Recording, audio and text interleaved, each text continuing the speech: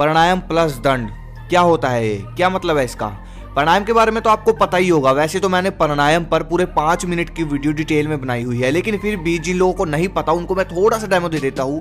प्राणायाम, जब हम अपनी सांस की गति को रोक लेते हैं तो उसको प्राणायाम या कुंभक बोलते हैं। ऋषि दयानंद जी के अनुसार प्राणायाम दशु दृक्षे ज्ञान दीप्तरा विवेक ख्यात, मतलब यह योगासन का सूत्र है। जब मनुष्य प्राणायाम करता है तब प्रतिक्षण उत्तरोकल कल में अशुद्धि का नाश और ज्ञान का प्रकाश होता है।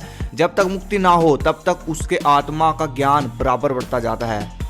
शरीर में बल बढ़ना, फेफड़ों का मजबूत होना यानी स्टेमिना बढ़ना, शरीर में चमक आना, आंखों की रोशनी बढ़ना, ये सब फायदे जो मैंने आपको बताए ये सिर्फ कुंभक प्राणायाम करने के हैं। आलती पालती मारकर बैठकर नाक से धीरे से सांस खींच लेना और अंदर तक बिल्कुल पेट तक, और उसको रोक कर रखना अपनी ताकत के अनुसार, और फिर उसको वेग के साथ छोड़ना यानी एकदम से छोड़ देना। ये होता है कुंभक प्राणायाम करने का तरीका। प्राणायाम कितना ताकतवर होता है ये तो आपको पता ही है, लेकिन सोचकर देखो कि अगर प्राणायाम को हम दंड के साथ जोड़ दे तो क्या होगा। एक्चुअली ये जो चीज़ है ना, ये मेरे दिमाग में नहीं है, ये चीज़ बहुत पहले महान पुरुष ने बना दी थी, जिनका नाम है प्रोफेसर राममूर्ति नायडू जी, जिन्होंने राममूर्ति दंड का निर्माण किया, वो भी कुंभक के साथ। और यही कारण था कि उनकी इंद्रियां इतनी मजबूत हो गई थी कि उन्होंने अपने छाती पर हाथी को खड़ा कर लिया था और सिर्फ देसी दंड से दमदार शरीर बना लिया था। है ना कमाल की बात। और कहा जाता है कि अगर राममूर्ति दंड को बिना कुंभक के साथ लगाया जाए यानी बिना प्राणायाम के साथ लगाया जाए तो उसका आपको सिर्फ 50% ही फायदा मिलेगा। देखो, आज तक आप सिर्फ सिंपल दंड लगा रहे थे, सिंपल एक्सरसाइज कर रहे थे। अब मैं आपको बताऊंगा दंड प्लस प्राणायाम, जो कि बहुत दमदार कर देता है आपके वर्कआउट को। इसमें क्या होगा, आपका वर्कआउट कम हो जाएगा लेकिन ताकत बढ़ जाएगी, मतलब आपके वर्कआउट की क्वालिटी बढ़ जाएगी और पावर भी बढ़ जाएगी। तरीका ये है कि जब भी कोई दंड आप लगाते हो, मान लो आप चेस्ट का वर्कआउट करते हो, तो सबसे पहले आप सांस भर ले। उसके बाद जितनी भी लगा पाते हो, मान लो 20 लगा पाते हो, तो आपको सांस को रोककर 20 पुशअप लगाने हैं, सांस को रोककर। उसके बाद सांस को छोड़ देना है। सिर्फ ये चीज़ आपकी बॉडी में स्ट्रेंथ भर देगी और आपकी छाती को भी फुलाती है। इसमें ही नहीं, ये आप किसी भी दंड में लगा सकते हो। मान लो आपको टांगों को साइज इंक्रीज करना है, तो सबसे पहले आप सांस भर ले, उसके बाद धीरे धीरे एक स्क्वाट लगाए और ऊपर आकर सांस छोड़ दे। और राममूर्ति दंड भी इसी तरह बने हैं और ये चीज़ आप आजमा कर भी देख सकते हो। एक दिन आप सारे दंड सांस रोक कर लगाए और अगले दिन नॉर्मल जैसे आप लगाते हो, आपको फर्क बिल्कुल साफ नजर आ जाएगा। एग्जाम्पल, आप एक दिन नॉर्मल पुशअप लगाओ, उसके बाद अगले दिन कुंभक यानी प्राणायाम के साथ जैसे मैंने आपको बताया सांस रोककर पुशअप लगाओ। सांस रोककर आप ज़्यादा लगा पाओगे और इसमें आपकी ताकत ज़्यादा लगेगी। फैक्ट क्या है इसके पीछे का आगे आगे बताऊंगा, देखते रहो वीडियो। राममूर्ति जी के शिष्य के बारे में सुना है? नहीं सुना तो सुनो। राममूर्ति जी के शिष्य दयाशंकर पाठक जी कहते हैं कि पहले मैं 30,000 दंड लगाता था। उनका बहुत नाम भी हुआ दंड लगाने में, लेकिन वो राममूर्ति जी की तरह ताकतवर नहीं बन पाए। कहने का मतलब ये भी है कि अधिक सेट लगाने से, अधिक दंड लगाने से मतलब ये नहीं होता कि जितने ज़्यादा लगाओगे उतनी ताकत आपकी बॉडी में आएगी।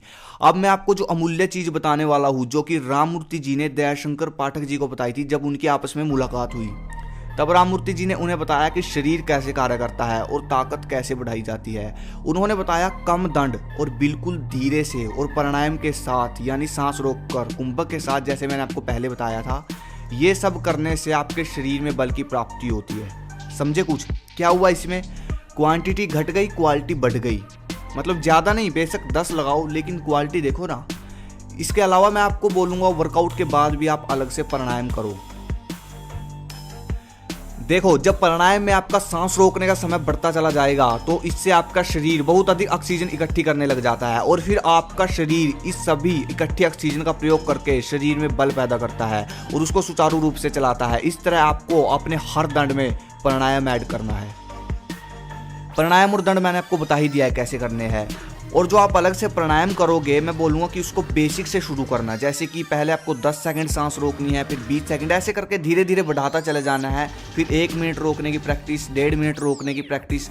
फिर ये सबसे बेस्ट तरीका है भाई, क्योंकि इससे आपको पता भी नहीं चलेगा कैसे कैसे आपका टाइमिंग बढ़ रही है और ये पावर बढ़ाने का सबसे बेस्ट तरीका है।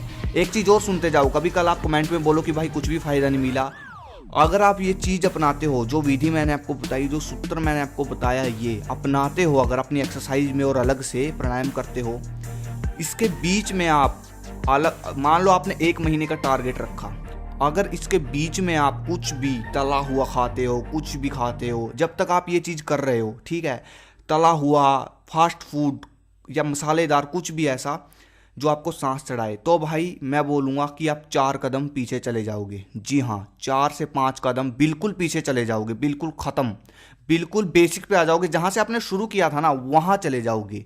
ये चीज़ मैंने खुद भी एक्सपीरियंस की हुई है और सब बताते भी है भाई, जहाँ जैसे जैसे मैंने रिसर्च की है मुझे पता भी लगी है। ये चीज़ बिल्कुल मत करना, कुछ भी मत खाना, आपको रिजल्ट ज़रूर मिलेगा। ऐसी ऐसी नई जानकारियाँ मैं आपके लिए लाता रहूँगा। पसंद आए तो चैनल को सब्सक्राइब कर लो। धन्यवाद। जय हिंद, जय भारत।